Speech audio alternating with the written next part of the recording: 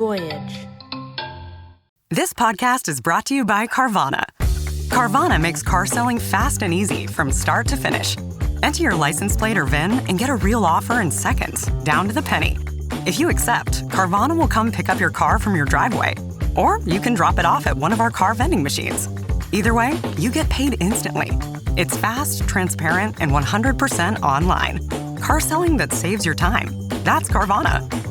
Fearvana. Pickup fees may apply.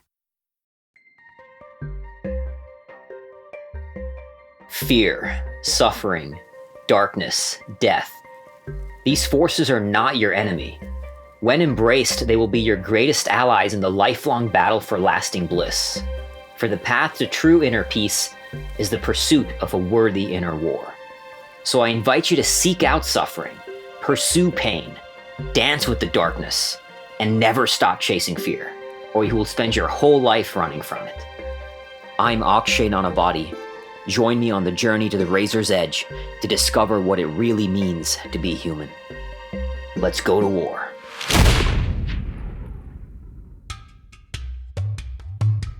My name's Adam Prince and I produce this podcast. I know you're already thinking that this Akshay guy sounds a little nuts, but maybe hear him out. I read Akshay's book, Fearvana, and it changed the way I looked at one of our basest human emotions, fear. After listening to what he's got to say, you might feel the same as I did.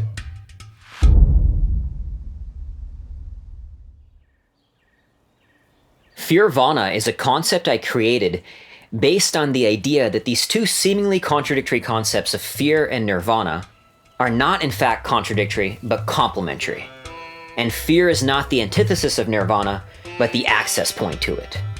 The whole ethos of Fearvana is to help people turn their fear, their struggle, their pain into an experience of bliss and even enlightenment. And over the next 4 episodes, we're going to explore different themes to help you embody these ideals of Fearvana, so whatever pain you are enduring in this human experience, whether it's one you are seeking out or whether it's one that life has thrust upon you, you can find bliss throughout this grand adventure of life. My journey to landing on this concept of Fearvana, it began when I moved to the United States at the age of 13.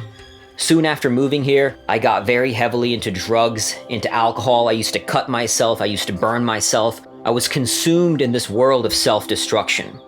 Until one day when I saw the movie Black Hawk Down.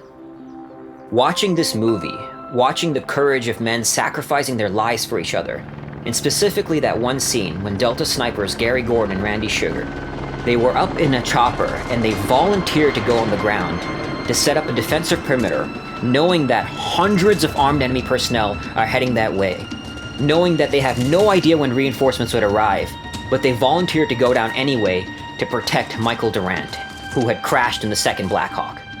Both Gary Gordon and Randy Sugar died, but Michael Durant is still alive today because of what they did.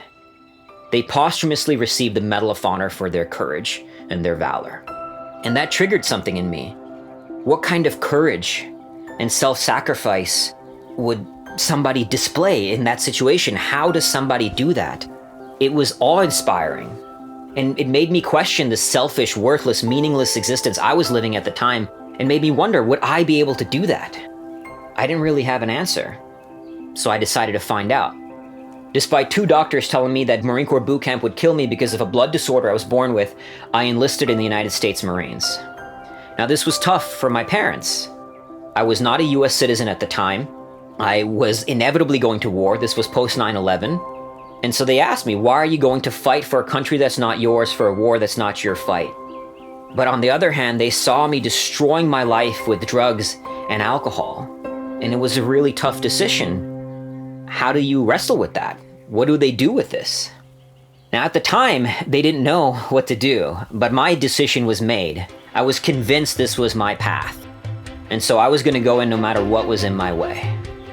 And I had to make a choice. Now either choice might kill me, but only one would do so with honor.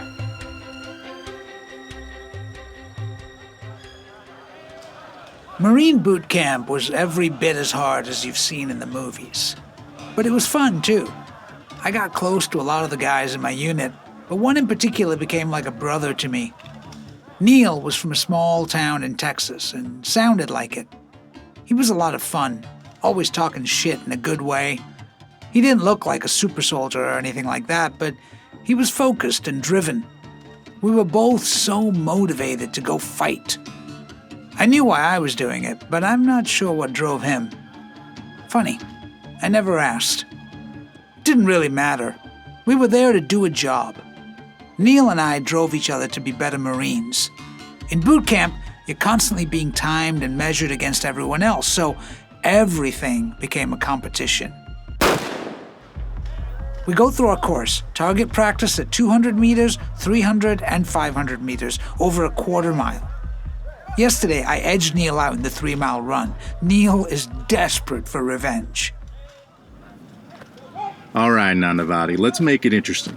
You got something in mind? Marine Corps balls coming up. Loser has to buy the winner and his date a drink. That means 2, not splitting 1. You assume you can get a date. I got that covered. You just worry about you. So wrong? On. Neil is on fire, and I'm off. By the time we get our last targets back, he's dancing on my grave. Let's see. Should I get an Alabama Slammer or a Sex on the Beach? Which one's more expensive? Something's not right. What are you talking about? I examined the 3 targets. The first 2 I barely hit, and the third looks brand new. I'm a better shot than this. Stop being such a crybaby. I'm not. I'm telling you, something is not right. I take my M16 rifle to the sergeant, who's administering the test. After a few minutes, he comes back and tells me that the gun sight is off. It's misaligned by a few degrees. No wonder I can't hit anything. He tells me to go again. I score much higher this time, a few points higher than Neil. Oh, that's bullshit, man. You can't go twice. It's not me saying the gun was broken. It was the U.S. Marine Corps. See you at the ball, motherfucker. After enlisting in the Marines, I joined Weapons Company 123 in Austin, Texas. And there I met Jacob Neal. He joined the unit about the same time I did, and we became very, very close. Because we were the only 2 Marines volunteering to go to war every chance we got. We wanted to go either to Iraq or Afghanistan or wherever they would send us. Twice the Marines told us we were going, and both times, last minute, they canceled our deployment. And one summer, while I was visiting some family in India over a summer vacation, Neil found a unit in Michigan to deploy with, and soon he would be going to Iraq. And it broke my heart that I wasn't there with him, and I didn't honor my commitment to stay there and deploy with him and had gone to India instead. He got to go before me. Finally beat me at something. My number will be up soon enough. I'm back from India, in Texas for another week before reporting back to my base in Austin.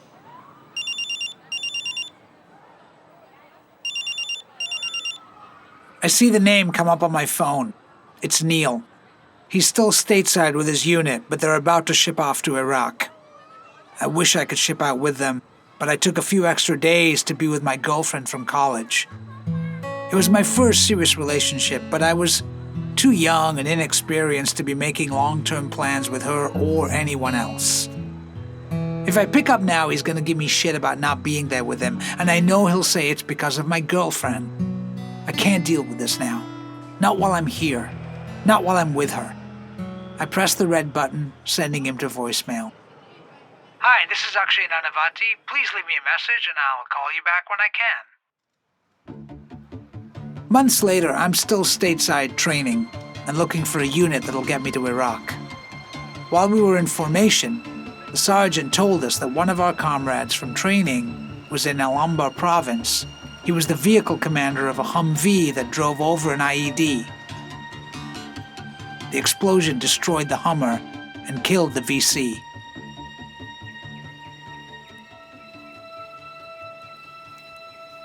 Neil was an outstanding Marine, so he was promoted to corporal.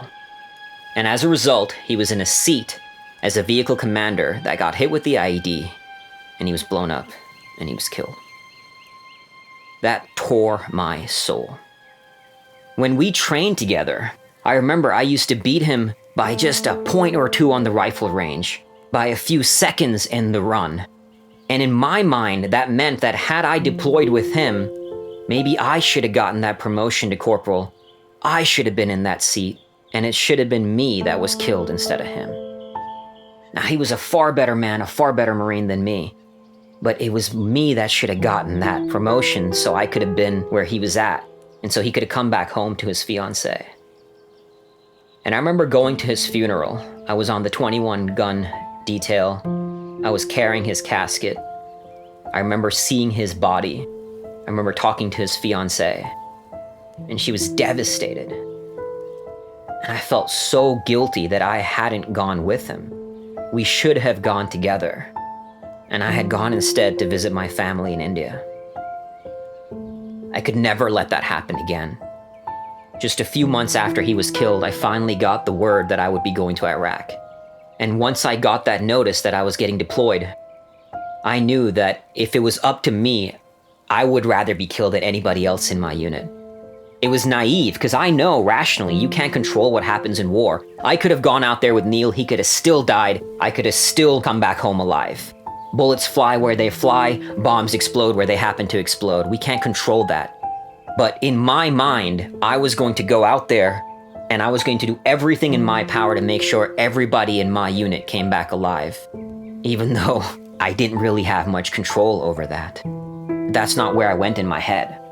So I gave away almost all my possessions thinking that I'm not going to come back from this war. And when I went out there, I started keeping a journal just to document my mindset, my thoughts, and what I was going to endure during this 7-month deployment in war.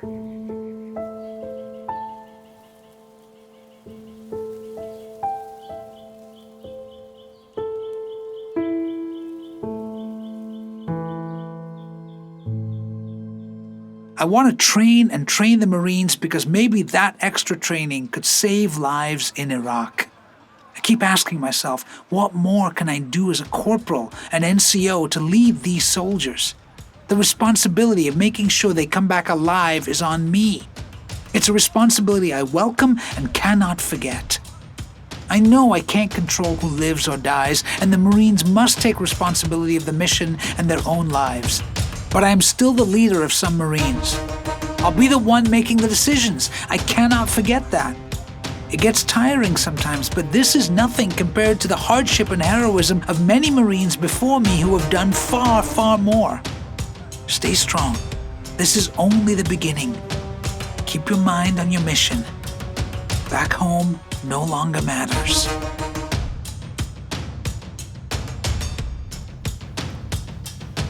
September 27, 2007.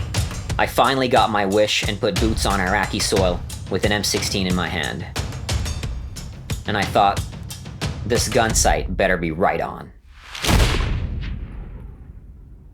We're stationed in an all-abandoned clinic in a place called K3, just south of the Haditha Dam. The unit we're replacing has had only 4 wounded in action in the last 5 months. I'm probably the only idiot thinking this, but I'm nervous. I'm not gonna see combat. I obviously don't want anything to happen to my Marines, but combat is the true test for a warrior. It's the true test of self. Part of me came to war for selfless reasons, to make a difference, which is what I hope to do in Iraq for the people here. I also came to war to make sure everyone comes back alive. However, part of me goes to war for personal, selfish reasons. My biggest fear now is that I won't have the opportunity of dying for my brothers. If I have to go, what better way to go than to die so someone else can live? It sounds stupid to even say this, but because I most certainly don't want to die. I do want the possibility of death to exist. Otherwise, it's not war. But I'm only 20. Still have a lot of living left to do.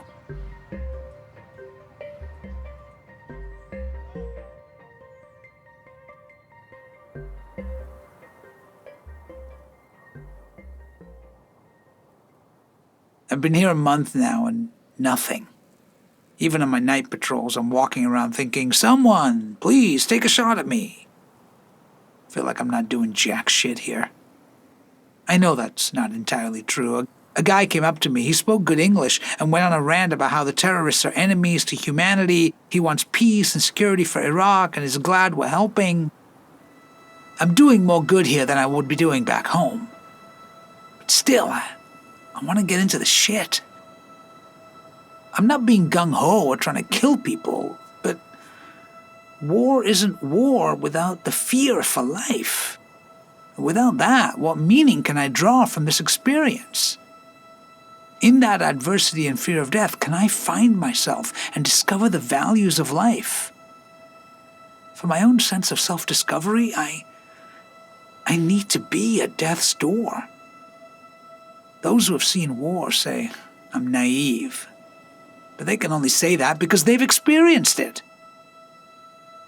I hope to return home with the benefit of that experience.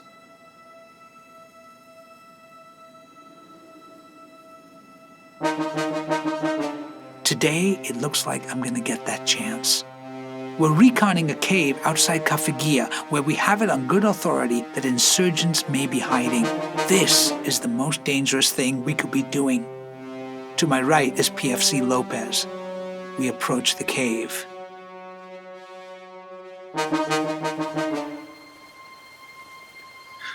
I'll go first. Negative, PFC. I outranked him. If someone was going to get shot, it should be me. I remember learning about the Tigris and Euphrates River in school. The Fertile Crescent, the cradle of civilization. And here I was with the Euphrates River on our left. We had up a rocky dirt rise until we reached the mouth of a cave. You ready, Lopez? Yes, sir. A flashlight beam cut through the darkness. We looked for clothes, food, any sign that someone was or has been here. We found nothing. Soon our flashlights illuminated the end of the cave. A dead end. No insurgents here after all. Shit. We head out of the cave together. Corporal, check this out. The path continues to the left, past the cave. The insurgents could be hiding just beyond our sight. I report back, asking permission to investigate, but receive orders to head back. Sorry to disappoint you, sir. It's not your fault. Maybe someone will shoot us from behind? Wouldn't that be nice? As we walked away from the cave, we raised our hands, inviting any hidden enemy to take a shot. No one did. Every speed bump we drive over, I wonder, is it an IED? Not out of fear, but out of hope. I want to face death and come away alive. But if I don't, what would that do to my parents?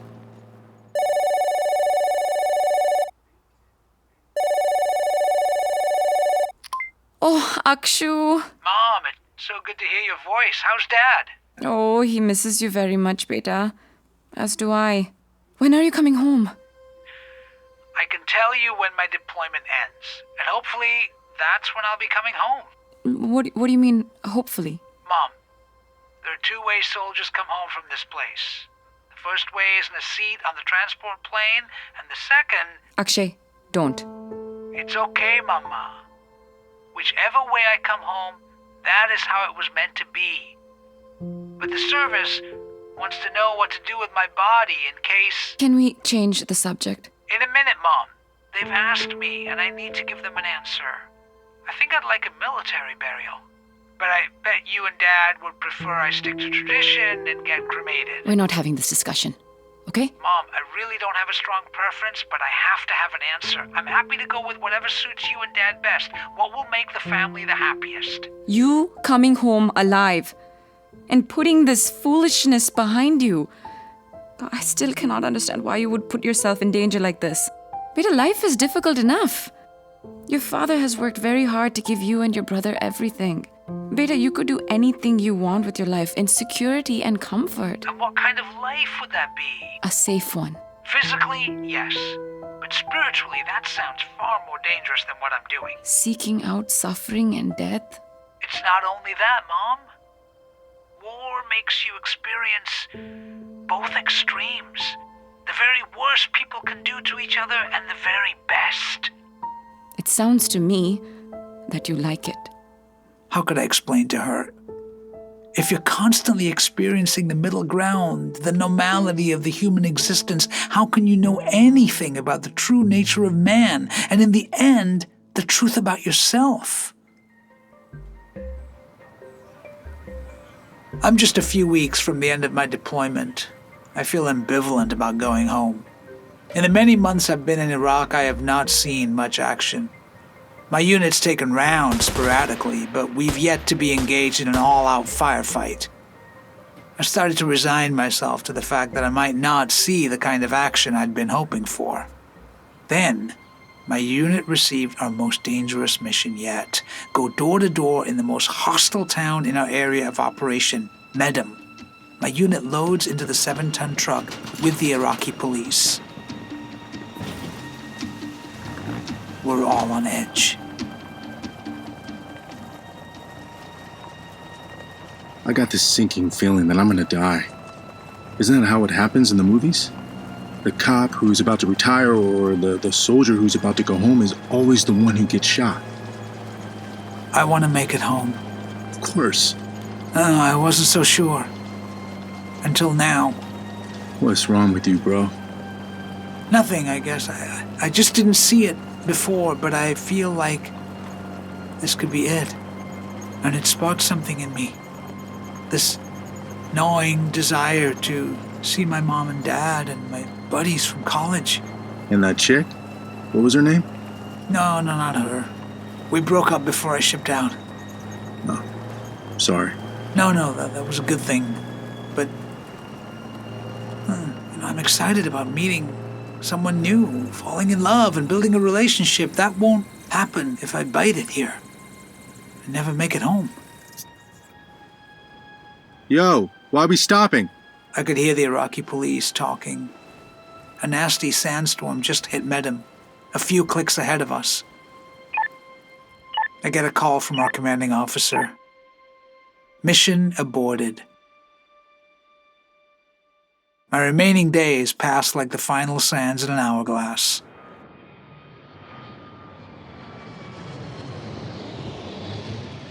I soon find myself in the belly of a C-130 transport plane back to the States. I'll miss being around my fellow Marines, the simplicity of life here and the carefree moments we've shared. People back home call me brave, but I'm no hero. And it kills me that I didn't get the opportunity to live up to the greatness of the warriors in the past. I fear I'll be impatient and angry when I return home. I'm excited about going back, though. I'm already making plans to go rock climbing and thinking about who I'll spend time with. I will do great things. I'll find my glory and greatness, but clearly, as Iraq has shown me, it won't be through combat. My fight won't be with an enemy. It will be with myself. My fear will be my enemy, my obstacle to conquer.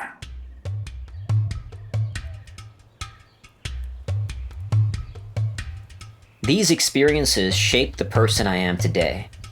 Among many things, they taught me that even when you can't control your environment, you can always control your attitude in response to it. We had no freedom in Iraq. It didn't matter how I felt one day. If I was told to go on a mission, I had to go. Sure, there was a part of me that hated this from time to time, but I realized I could keep bitching and whining, or I could embrace what is and choose to thrive in it. War also reveals humanity at its most extreme. You see the absolute worst of humanity, but you also see the absolute best. You see people doing horrific things to each other. The first week in Iraq, the insurgents cut the head off a local Iraqi and threw it in the streets. And you also see people sacrificing their own well-being for the people next to them. There is something very raw and powerful to experiencing humanity without its masks and facades. The intensity of life in a wartime environment breaks down our outer shells and reveals the very essence of the human condition, for better or for worse. It is very pure to see that side of humanity. To this day, I am drawn to experiencing humanity this way. Iraq birthed that desire which still lives within me. It's one of the reasons why I do the things I do, like going to Antarctica for almost 4 months. I like experiencing the purity of the human experience in its most raw, real, and vulnerable form. This can only be revealed beyond the walls that constrain us into a certain way of being. The walls established in the normal day-to-day world where we go about our lives on autopilot.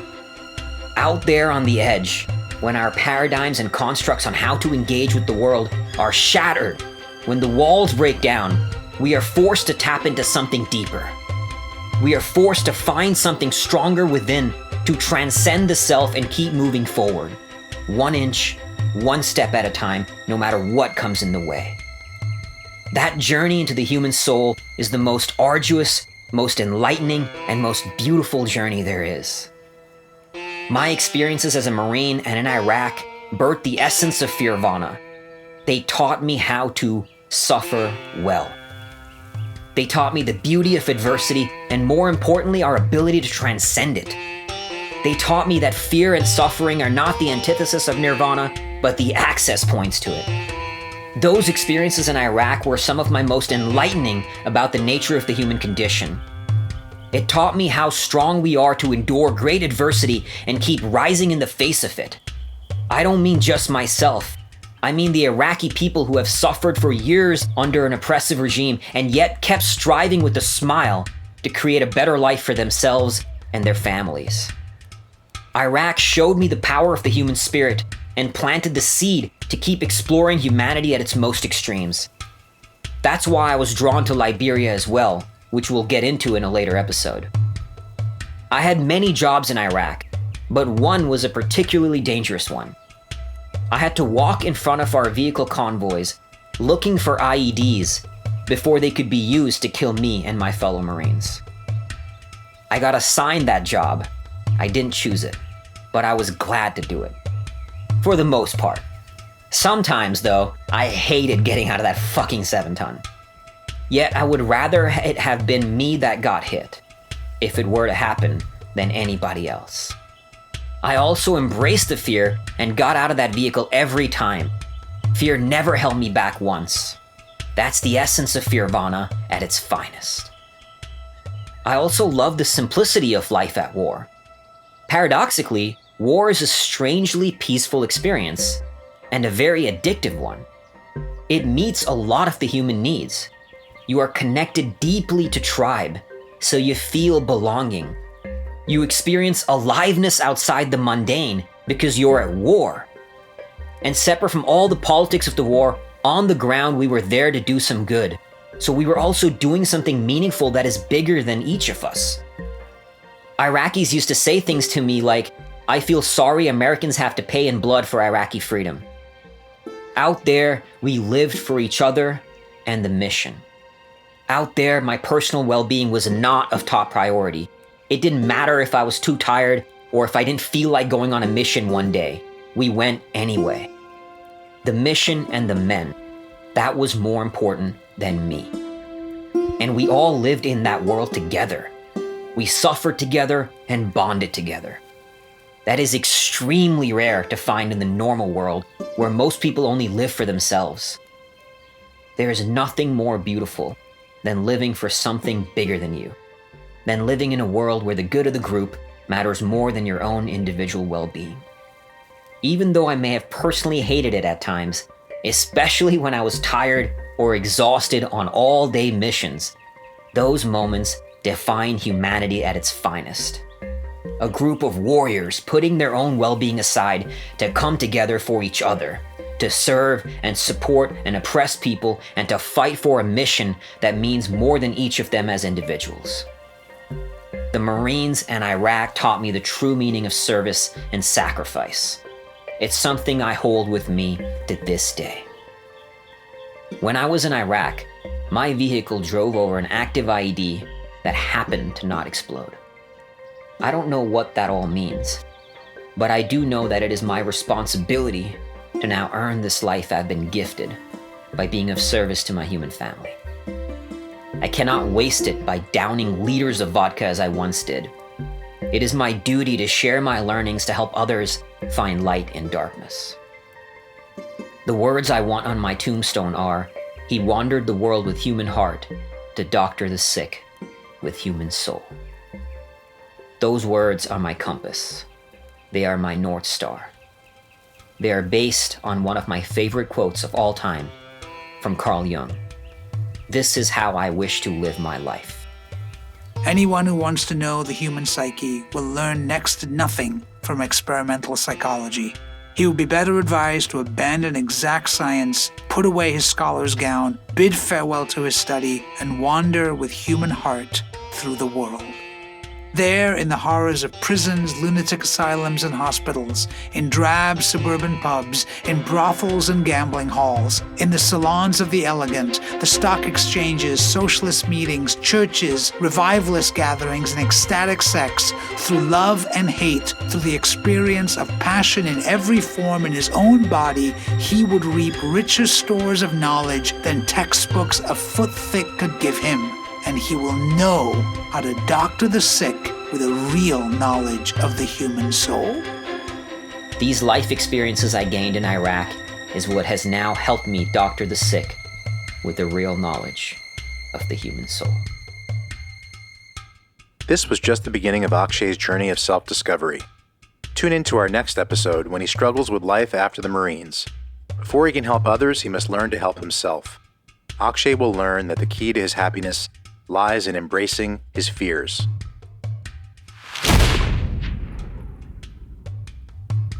Fearvana is a production of Voyage Media. The series is produced by Nat Mundell, Asif Manvi, Robert Midas, Adam Prince, and Deb Bettemore. Executive produced by Akshay Nanavati. Written and directed by Adam Prince, based on Akshay Nanavati's novel of the same name. The novel is available on Amazon. A link is in the show notes. Starring Asif Manvi as Akshay. Additional cast credits available in the show notes.